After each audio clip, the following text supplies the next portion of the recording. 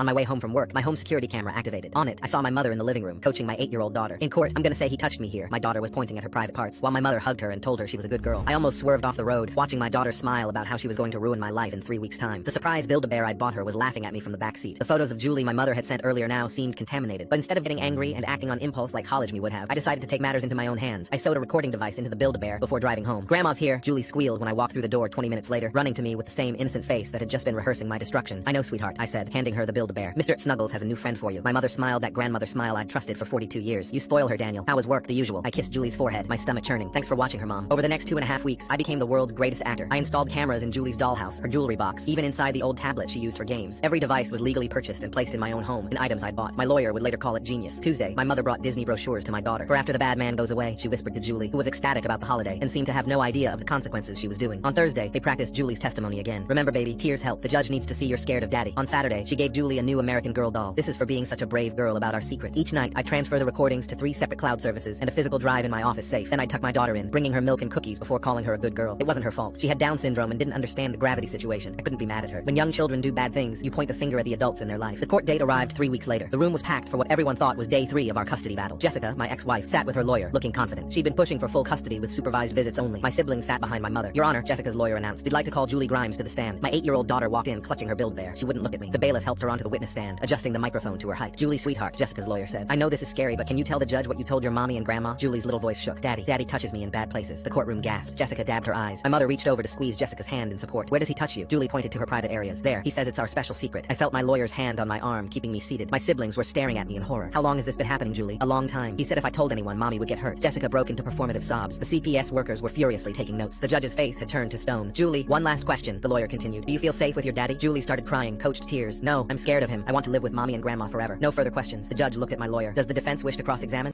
To continue, tap the arrow in the bottom right corner and copy the link, then tap the CapCut icon in the bottom left. Finally, click the red button. 3 days later, my phone blew up. It was Mom first. A bunch of texts.